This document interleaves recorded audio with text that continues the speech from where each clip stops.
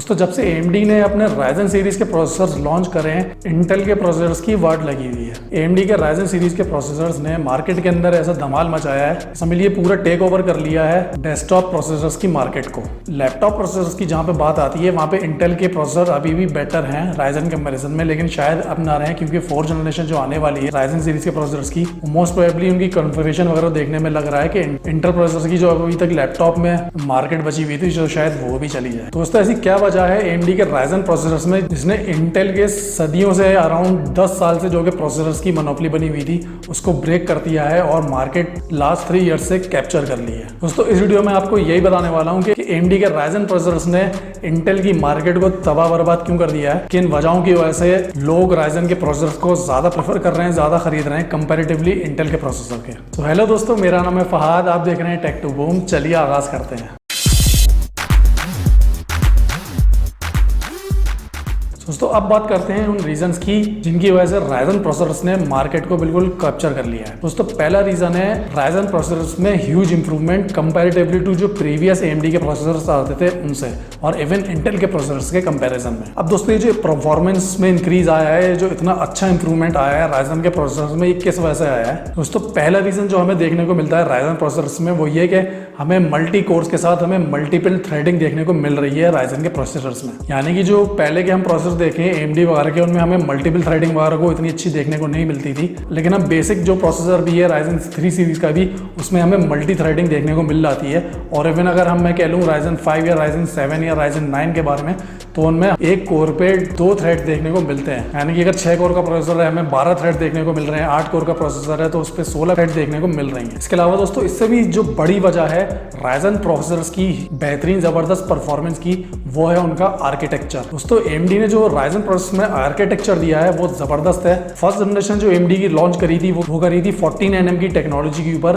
और उन्होंने नाम दिया था उसका Zen आर्किटेक्चर। और तब से लेकर के अब जो 3rd जनरेशन 3rd सीरीज जो चल रही है AMD के Ryzen प्रोसेसर्स की, उसमें हम देख सकते हैं 7 nm की टेक्नोलॉजी के ऊपर Ryzen के प्रोसेसर्स आ गए हैं और Zen प्लस और Zen 2 ये सब आर्किटेक्चर हमें देखने को मिले हैं अलग अलग नाम से। तो दोस्तों इस आर्किटेक्चर से क्या हुआ कि Ryzen प्रोसेसर्स की पावर कंजम्पशन कम हो गई, उनका जो हीट जनरेशन था वो कंपैरेटिवली टू जो प्रीवियस जनरेशन के प्रोसेसर्स थे AMD के उनसे काफी कम हो गया। और सबसे इंपॉर्टेंट जिस चीज से ओवरऑल किसी भी प्रोसेसर की हमें परफॉर्मेंस पता चलती है, IPC इंस्ट्रक्शंस पर साइकिल, वो Ryzen प्रोसेसर्स की जबरदस्त हो गई। और इवन जो Ryzen के अभी जो लेटेस्ट मार्केट में चल रहे हैं 3rd जनरेशन के प्रोसेसर्स, उनमें हमें 2nd जनरेशन के प्रोसेसर्स के कंपैरिजन में अप टू 15% तक का IPC गेन देखने को मिला, क्योंकि प्रीवियस जनरेशन के जो 2nd जनरेशन के प्रोसेसर्स थे Ryzen के वो थे 12 nm की टेक्नोलॉजी के ऊपर और जो अभी 3rd जनरेशन के प्रोसेसर चल रहे हैं Ryzen के वो हैं 7 nm की टेक्नोलॉजी के ऊपर। तो इस आर्किटेक्चर की चेंज की वजह से हमें IPC जो गेन्स होते हैं, जो रियल परफॉर्मेंस होती है इंस्ट्रक्शंस पर साइकिल की, उसमें हमें काफी ज्यादा ह्यूज इंप्रूवमेंट देखने को मिला है। और इसी IPC गेन्स की वजह से, इसी ओवरऑल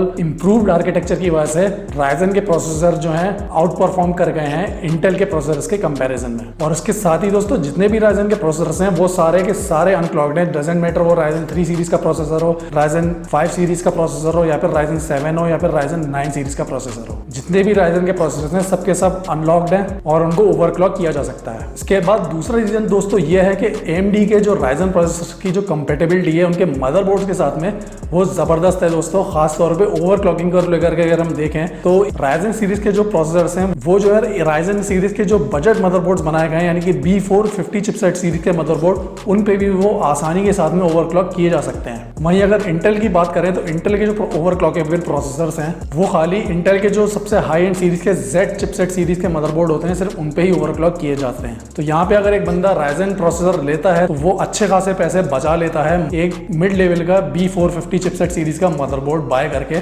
और बाकी बचे हुए पैसे वो कोई और कंपोनेंट खरीद सकता है। और यही नहीं दोस्तों, आप यकीन नहीं करेंगे, इवन जो एंट्री लेवल मदरबोर्ड्स हैं A320 चिपसेट सीरीज के Ryzen के मदरबोर्ड जो हैं उनमें भी कुछ मदरबोर्ड जो हैं, जैसे कि गीगाबाइट का एक मदरबोर्ड है, गीगाबाइट A320M SH2 मदरबोर्ड, तो उस पर भी कुछ लोगों ने उसकी नई बायोस अपडेट आई थी तो उस पर भी राइजन के जो सेकंड जनरेशन के जो प्रोसेसर्स हैं उनको भी ओवरक्लॉक कर पाया। तो इसके ऊपर भी मैं अलग से वीडियो बनाऊंगा। ये 320 चिपसेट्स की मदरबोर्ड पे हम टेस्ट करके देखेंगे हम ओवरक्लॉक कर पाते हैं या नहीं। दोस्तों ये भी अपने आप में एक बड़ा पॉइंट है राइजन प्रोसेसर्स के बिकने का, राइजन प्रोसेसर्स के ज्यादा प्रेफरेंस का, कि वो आसानी के साथ में ओवरक्लॉक किए जा सकते हैं मिड लेवल के मदरबोर्ड्स के ऊपर भी। और इसके साथ ही दोस्तों मदरबोर्ड्स में ही अगर मदरबोर्ड कोई बंदा लेता है AMD का, खासतौर पे B450 चिपसेट सीरीज का, तो वो राइजन सेकंड जनरेशन के प्रोसेसर तो यूज कर ही सकता है अपने मदरबोर्ड पे। इवन राइजन थर्ड जनरेशन की भी उसे सपोर्ट मिलेगी यूज करने की। और इवन जो राइजन फोर्थ जनरेशन के प्रोसेसर्स आएंगे अब 2020 में जो लॉन्च होंगे तो उनको भी वो अपने B450 चिपसेट सीरीज के मदरबोर्ड पे यूज कर पाएगा। तो ये एक ग्रेट फ्यूचर प्रूफिंग बनाती है राइजन का। अगर कोई मदरबोर्ड लेता है राइजन की, अगर कोई PC बिल्ड करता है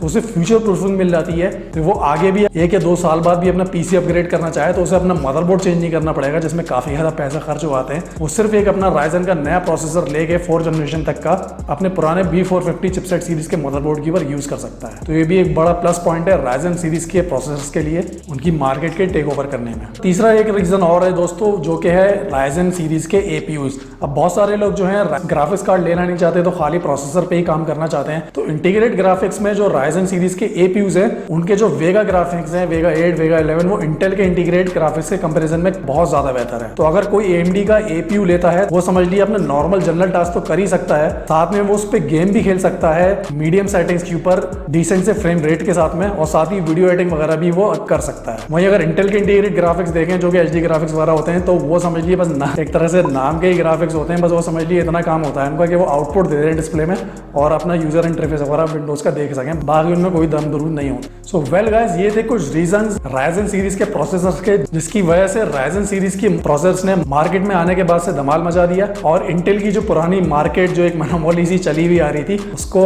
काफी हद तक कैप्चर कर लिया है। लेकिन ऐसा नहीं है दोस्तों कि इंटेल के जो प्रोसेसर है बिल्कुल ही खराब हो गए। इंटेल में अभी भी एक चीज अच्छी बची हुई है कि उनके जो क्लॉक स्पीड्स होती हैं, ओवर क्लॉकिंग कैपेबिलिटी है, वो अभी भी अच्छी हैं। लेकिन अगर ओवरऑल परफॉर्मेंस की अगर हम बात करें, क्योंकि हर भाई जाहिर सी बात है पैसा अगर कोई खर्च करेगा तो ओवरऑल चीज देखेगा कि मुझे फ्यूचर प्रूफिंग कितनी अच्छी मिल रही है, ओवरऑल क्या मुझे मिल रहा है जो मैं पैसा खर्च कर रहा हूँ। तो उसमें राइजन सीरीज के प्रोसेसर्स इंटेल के प्रोसेसर्स को आराम से बीट कर देते हैं। सिंगल कोर परफॉर्मेंस में क्लॉक स्पीड के मामले में थोड़ी सी आउट परफॉर्म करते हैं, वो भी बहुत ज्यादा नहीं, थोड़ा सा आउट परफॉर्म अभी भी इंटेल के प्रोसेसर्स कर रहे हैं। लेकिन ओवरऑल अगर हम देखें ओवरऑल वैल्यू फॉर मनी के बारे में तो राइजन के प्रोसेसर जो अभी मार्केट में है वो अनबीटेबल है। तो वेल गाइस, ये थी ओवरऑल कहानी राइजन प्रोसेसर्स की मार्केट में आने की, लोगों के ज्यादा प्रेफरेंस देने की राइजन प्रोसेसर्स को और राइजन प्रोसेसर द्वारा इंटेल प्रोसेसर्स को बीट किए जाने की। तो वेल गाइस, ये वीडियो आपको पसंद आई है तो सर लाइक जरूर करिएगा, लाइक करना बिल्कुल मत भूलिएगा और चैनल के ऊपर फर्स्ट टाइम आए तो सब्सक्राइब बटन हिट करके सब्सक्राइब कर लिएगा, उसके बराबर में बेल आइकन का बटन दबा के ऑल बेल आइकन पे क्लिक कर दिएगा,